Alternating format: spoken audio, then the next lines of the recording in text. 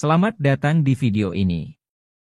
Amerika Serikat selalu menganggap teknologi sebagai domain pribadinya dan berusaha mengekang perkembangan Tiongkok melalui teknologi. Sejak Perang Dagang, Amerika Serikat menjadi semakin parah dalam mengekang teknologi Tiongkok. Bahkan bergabung dengan Korea Selatan dan negara-negara lain untuk menjatuhkan sanksi yang lebih berat terhadap industri semikonduktor Tiongkok. Namun, sebelum berita mengenai sanksi bersama oleh Amerika Serikat diumumkan, Tiongkok mempunyai kabar baik.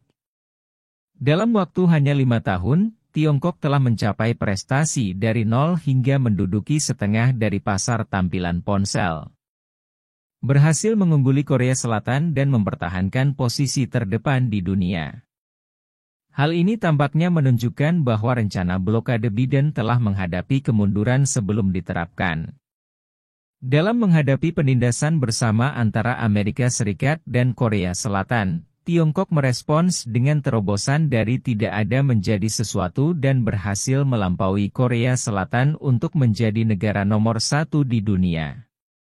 Pencapaian ini sepenuhnya menunjukkan bahwa tindakan blokade AS hanya menunda harapan keberhasilan tetapi tidak dapat menghentikan terobosan terakhir Tiongkok.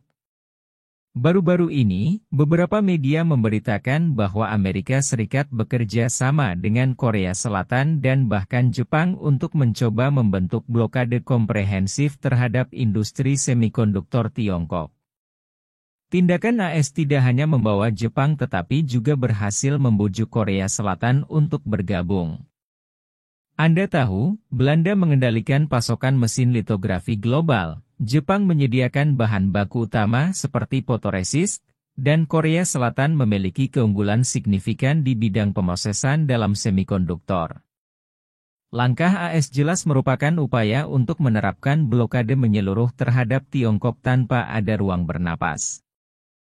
Namun, ketika Biden mendorong rencana ini, Tiongkok mengumumkan berita menggembirakan di bidang layar OLED ponsel pintar.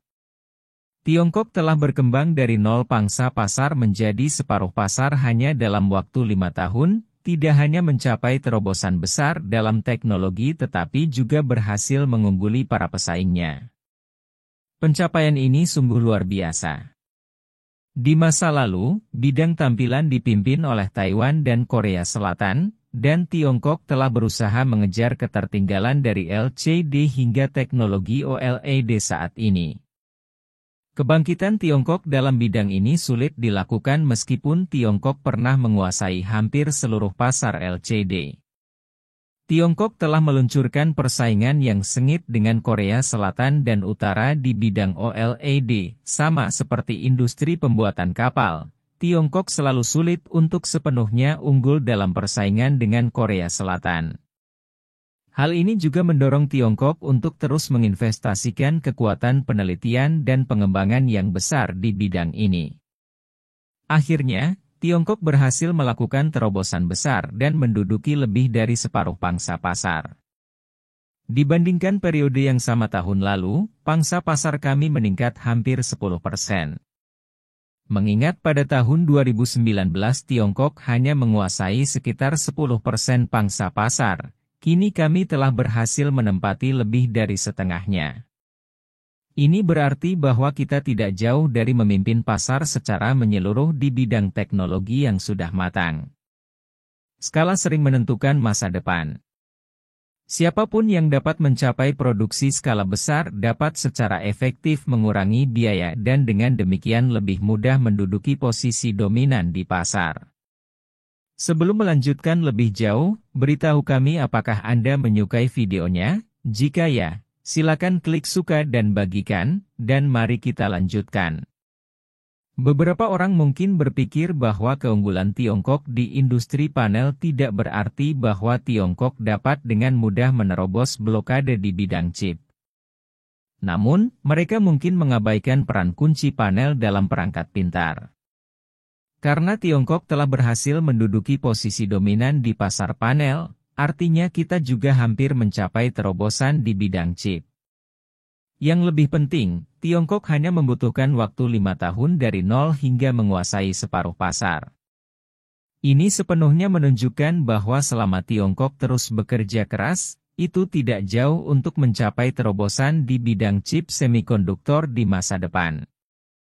Selain mengejar ketertinggalan di bidang panel dan pembuatan kapal, akankah Korea Selatan berani terus mengikuti Amerika Serikat dalam memberlakukan blokade terhadap semikonduktor Tiongkok?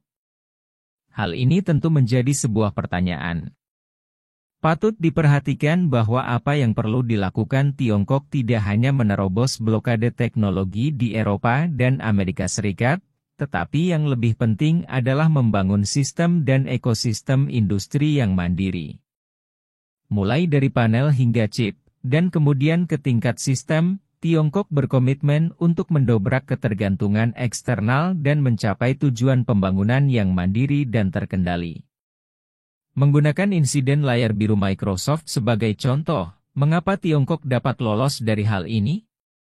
Terutama karena kekuatan penelitian dan pengembangan independen kami serta kemampuan teknologi.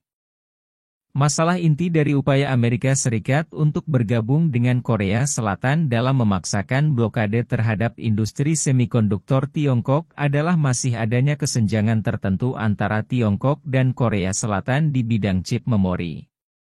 Namun, hal ini tidak berarti bahwa Tiongkok tidak dapat mengejar ketinggalan tetapi hanya membutuhkan waktu dan upaya terus-menerus. Dengan terus berkembangnya teknologi chip, semakin banyak ahli teknis percaya bahwa hukum Moore secara bertahap gagal. Di masa depan, persaingan di bidang semikonduktor tidak lagi fokus hanya pada jalur produksi perantara tetapi akan beralih ke jalur pengemasan dan pengujian akhir. Ini tidak diragukan lagi merupakan peluang besar bagi Tiongkok karena kami memiliki kekuatan dan pengalaman yang kuat dalam pengemasan semikonduktor dan pengujian. Kemajuan teknologi dari 7 nanometer menjadi 5 nanometer masih signifikan tetapi kemajuan dari 5 nanometer menjadi 3 nanometer tampaknya dapat diabaikan.